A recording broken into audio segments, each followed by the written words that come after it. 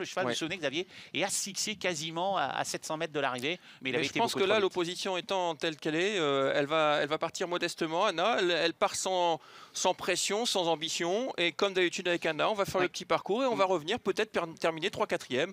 Donc on va s'en méfier. Allez, départ imminent. C'est une belle course, hein. Quoi qu'il en soit, c'est rare qu'on ait une première étape du Tour européen des trotteurs français avec déjà la qualité et la quantité. Hein. Et certains d'entre eux ont déjà évoqué Avanche, qui sera le prochain rendez-vous. Donc voilà, il y en a qui ont vraiment fait de cette course un objectif.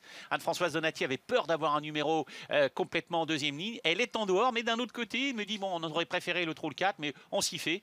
Et elle attend beaucoup de son cheval. Alors c'est vrai qu'elle a parfois peut-être une confiance peut-être un petit peu supérieure, mais bon, elle aime ses chevaux, elle les connaît bien. Et on va voir comment elle va se comporter. Départ imminent, ça devrait foncer avec Cyrielle Datum un petit peu pris de vitesse. C'était prévisible par le 5 Express Jet qui est un fonceur. Et puis en dehors par elle, Greco Bello en est Earl Simon. Earl Simon, eh bien, il est parti vite également, puisqu'on le retrouve en 3e position aux côtés de Express Jet. Et les favoris sont déjà là. Greco Bello obligé de faire un effort terrible. Il va peut-être être contré par Express Jet. Ça va pas être simple pour El Greco Bello. Du coup, ça fait les affaires, bien évidemment, de Earl Simon, puisqu'Express Jet est au galop.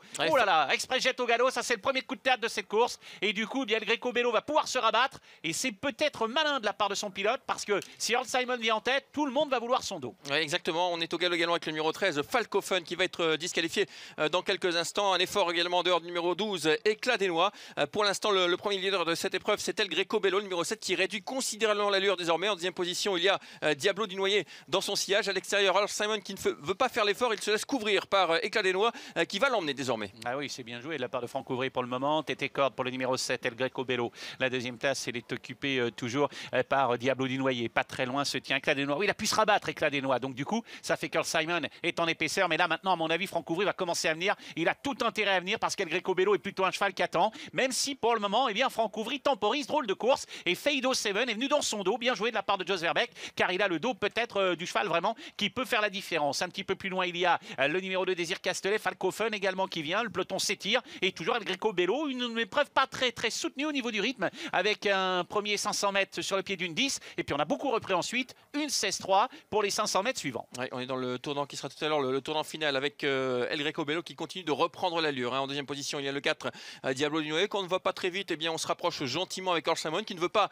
entamer la bagarre pour prendre la tête. Dans son sillage, Fedo Seven est toujours dans les bons coups, hein, Joss. Dans le sillage du cheval de la course, bien sûr. Ensuite, il y a le numéro 12, Éclat des Noix sur une 3e ligne. À son extérieur, on retrouve le numéro 2, Désir Castelet, qui s'est quelque peu rapproché. Mais on peut dire que c'est une tactique un peu osée de la part de Franck Ouvry, parce qu'il trotte en dehors de El Greco Bello. Mais je pense qu'il a peut-être la mesure de son rival. En tout cas, c'est ce que Franck Ouvry peut-être a l'air de penser. Puis il ne veut pas faire le jeu des autres. Feido Seven a le dos rêvé. Il est en 3e position. Pas très loin ce cas. Le 4, Diablo du Noyer, c'est la casaque rouge. Ensuite, il y a Désir Castelet, le numéro 2. Et puis on note la présence d'Éclat des Noix. Attention à Des de Vandel qui s'est fait ramener sur un plateau. Il est certes sur un 4e rideau, mais il semble avoir les ressources et le bon dos, celui de Feido Seven. On est vraiment au petit trou, hein, pour ces chevaux d'une telle qualité. On est sur le pied de 15 depuis le départ de cette épreuve avec le numéro 7, El Greco Bello. Alors Simon qui ne veut pas entamer la bagarre. Ça y est, il accélère, Earl Simon. Et vous voyez tout de suite aussitôt Hugues Montilet qui débouche les oreilles du numéro 7, El Greco Bello, qui ne réagit pas trop sur l'attaque d'Earl Simon, qui prend maintenant nettement l'avantage. Feido Seven en 3e position, suivi encore par le 4, Diablo du Noyer.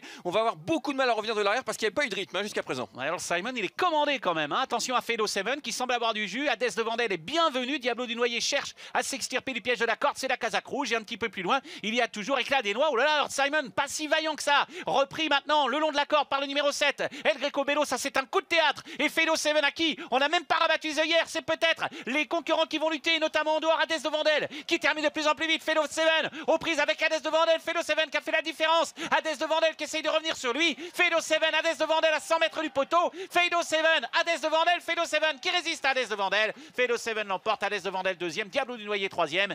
Et le 1, Cyrielle Datum conclura 4e. Eh bien, la grosse déception, elle vient bien sûr d'Earl Simon, sans doute en manque de compétition après ces 2 mois d'absence. La victoire pour ce Diable de Joss avec Feido Seven qui double la mise après son succès de l'année dernière. Et la belle fin de course numéro 10, Hadès de Vandel. Paul Agorte nous avait dit de nous en méfier tout particulièrement. Il prend la 2e place, la 3e place pour le numéro 4, Diablo du Noyer, et la 4e place pour Cyrielle Datum qui, comme c'était prévisible, a fait juste sur la ligne droite en revenant d'assez loin. 3, 10, 4 et As.